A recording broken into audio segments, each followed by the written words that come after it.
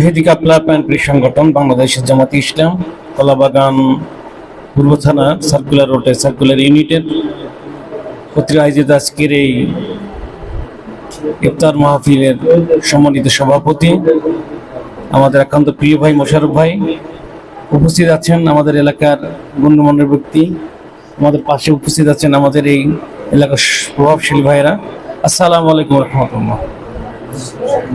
আমরা সর্বপ্রথম সেই মহান রব্বুল আলামিনের দরবারে শুকরিয়া জ্ঞাপন করছি, যার অশেষ মেহেরবানিতে আমরা আজ পর্যন্ত সবাই সুন্দরভাবে সুস্থতার সহিত রোজা সম্পন্ন করার সুযোগ পেয়েছি।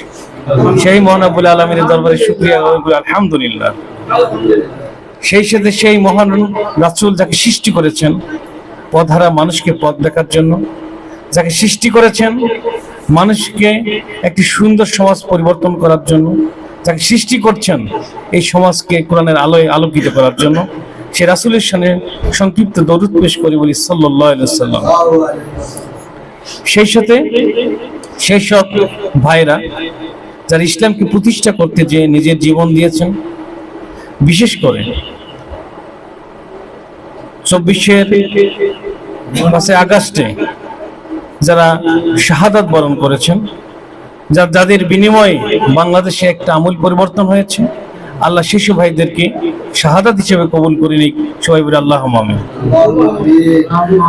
একান্ত প্রিয় ভাইরা, আপনারা যারা এখানে আছেন, যারা উপস্থিত আছেন, সবাই আমার মনে হয় কেউ 20 বছর, কেউ 30 বছর, কি এমনও আছে যে 45 বছর থেকে রোজা রাখতেছে। খাব্বাব রাদিয়াল্লাহু আনহু নাম আপনারা সবাই শুনেছেন, তিনি একজন সাহাবী ছিলেন। খাব্বাব রাদিয়াল্লাহু আনহু যখন ইসলাম গ্রহণ করলেন, তাকে তার বন্ধু বান্ধব আত্মীয় স্বজন যারা আছে তাকে বললো যে, খাব্বাব তুমি ইসলাম ধর্ম কেন গ্রহণ করলো?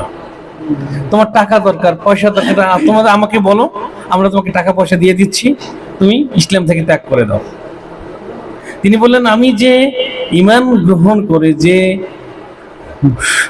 আনন্দ পেয়েছি, যে সুসংবাদ পেয়েছি, যে শান্তির ঠিকানা পেয়েছি, তোমরা যদি একদিকে সমস্ত সম্পত্তি আমার পায়ের নিচে দাও আর আমাকে বলো ইসলাম তোমার থেকে বেরিয়ে আসতে হবে, আমার পক্ষে তো সম্ভব নয়।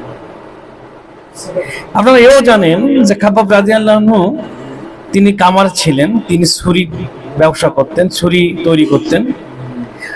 উনি যখন ইসলাম গ্রহণ করার পর কোনো অবস্থায় তাকে ইসলাম থেকে বিস্তৃতি করা সম্ভব হচ্ছে না, তখন তাকে সেই অঙ্গরের নিচে, যে অঙ্গর দিয়ে আমরা ছুরি বানানো হয়, সেই অঙ্গরের নিচেটা তাকে নিচে রেখে, তাকে উত্তপ্ত অবস্থায় তাকে নিচে রাখা হচ্ছে। এরপর মাঝে মাঝে আপনার শরীরের ভিতরে যদি অঙ্গার লাগানো হয়, আপনি তো এখানে স্থির থাকবেন না। তিনি বারবার উপরে চেষ্টা করতেছেন। সেই কাফিররা কি করলেন, বিশাল একটা পাথর তার বুকে চাপা দিলেন যাতে সে উপরে উঠতে পারে না।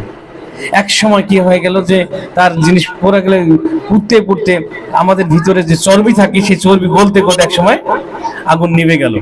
কিন্তু সেই যে তার ক্ষত অবস্থায় ছিল, ক্ষত আজীবন অবস্থায় ছিল। আমি খাব্বাব রাদিয়াল্লাহু নাম এই জন্য স্মরণ করলাম যে আমাদের ঈমান এমনই হবে যে আমি ঈমানদার, আমি স্বীকার করেছি আল্লাহ এক, আল্লাহ অদ্বিতীয়, তিনি আমার রিজিক দাতা, আল্লাহ রাসূল আমার লিডার, আমার জীবন গেল, আমি অত্যাচারিত হলেও আমি এখান থেকে কখনো ফিরে আসবো না। অনুরূপ ভাবে এই রোজা যে আমরা আছি, এই রোজা কিন্তু নিছক কোন সাধারণ মানুষের উপর নাজিল হয়নি। এই রোজা নাজিল হয়েছে ঈমানদারের উপর। আমি খাব্বাব রাদিয়াল্লাহু আনহুর নাম এই জন্য উল্লেখ করলাম, আমরা যদি এমন ঈমানদার হতে পারি তাহলে রোজা আমাদের জন্য তাৎপর্যপূর্ণ বয়ে নিয়ে আসবে, রোজা আমাদের জন্য মুত্তাকি হিসেবে আমাদেরকে আবির্ভূত করবে, রোজা আমাদের জীবনটাকে আমূল পরিবর্তন করে দেবে। যদি আমরা ঈমানদার না হই, আমরা যদি নিজেদেরকে ঈমানদার হিসেবে প্রতিষ্ঠিত করতে না পারি, তাহলে এই রোজা রাখা না রাখার মধ্যে কোনো পার্থক্য নেই। এখন তো প্রিয় ভাইরা, আমরা যারা এখানে, আমরা জানি আল্লাহ রাসূল সাল্লাল্লাহু আলাইহি ওয়াসাল্লাম একদিন মিম্বারে দাঁড়িয়ে আছেন। এমন সময় তিনি দুইবার আমিন আমিন জিজ্ঞাসা করলেন। তাকে সাহাবারা জিজ্ঞাসা করলেন যে আপনি আমিন বললেন কেন? তিনি বললেন, জিবরাইল আলাইহিস সালাম আমাকে বললেন, যে ব্যক্তি রমজান পেল নিজেকে পাপমুক্ত করতে পারলো না সে ধ্বংস। যে ব্যক্তি রমজান মাসে তার পিতামাতার খেদমত করতে পারলো না সে ধ্বংস। তাহলে আমরা যারা 40 বছর 45 বছর থেকে রোজা রাখতেছি, আমরা যদি নিজেকে গুনাহমুক্ত করতে না পারি, তাহলে আল্লাহর অভিশাপ কিন্তু অটোমেটিকলি আমাদের মধ্যে আবর্তিত হচ্ছে। এখন তো প্রিয় ভাইরা, তাহলে আমরা আমরা আমাদের নিজের বিবেককে জিজ্ঞাসা করে দেখি, নিজেকে একবার প্রশ্ন করে দেখি, আমি যে 40 বছর থেকে রোজা রাখতেছি, এই রোজা রাখার পর আমার কোনো পরিবর্তন হয়েছে কিনা।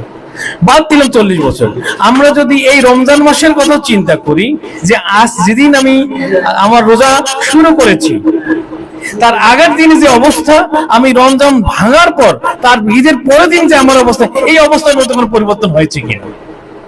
যদি পরিবর্তন না হয়, তাহলে বুঝতে হবে এই রোজা আপনার কোনো তাৎপর্য বয় নিয়ে আসবে না। যদি এই রমজান আমার অবস্থার পরিবর্তন করে দেয়, তাহলে আপনি বুঝবেন যে আল্লাহ যে বলেছেন, যে ব্যক্তি এই রমজান পেল, নিজেকে পাপ মুক্ত করতে পারলো, সে আল্লাহ তার সমস্ত গুনাহ মাফ করে দেবেন। আল্লাহ রাসূল বলছেন, যে ব্যক্তি এই রমজান মাসে 2টা কাজ করতে পারবে, আমি তার সমস্ত গুনাহ মাফ করে দেবো। এক, সে যদি ইহতিসাবের সহিত সে রোজা রাখে, এবং তাকওয়ার সহিত যদি সে রোজা রাখে, তার সমস্ত গুনাহ আমি মাফ করে দেবো। ইহতিসাবটা কি? ইহতিসাবটা হচ্ছে আত্মসমালোচনা, ইহতিসাবটা হচ্ছে আত্মপর্যালোচনা, ইহতিসাবটা হচ্ছে আপনাকে আপনার মাপকাঠি, আপনার অবস্থাকে নির্ণয় করা, যে আপনি প্রথম রোজা আপনার কি অবস্থায় ছিল, আর আজ পর্যন্ত এসে আপনার কি অবস্থায় পরিবর্তন হয়েছে। আপনি প্রথম অবস্থায় কোরআন পড়েন নাই, এখন নিয়মিত কোরআন পড়তেছেন। আপনি ওই অবস্থায় তাহাজ্জুদের নামাজ পড়েন নাই, আজকে এসে আপনি সমস্ত তাহাজ্জুদের নামাজ পড়তেছেন। আপনি নামাজ বাদ প্রথম অবস্থায় আপনি ফজরের নামাজ জামাতে পড়েন নাই, এখন আপনি 5 ওয়াক্তের নামাজ জামাতে পড়তেছেন। এই যে ইহতিসাবের সহিত যদি আমার অবস্থার পরিবর্তন হয়, তাহলে বুঝতে হবে এই রোজা আমার সমস্ত গুনাহ মাফ করে দেবেন। এখন তো প্রিয় ভাইরা, আপনারা জানি এই রমজান শব্দের অর্থ কি? রমজ শব্দ থেকে এই রমজান শব্দ এসেছে, যার অর্থ হচ্ছে আপনার সমস্ত, আপনার সবকিছু জ্বালিয়ে পুড়ে সারকার করে দাও।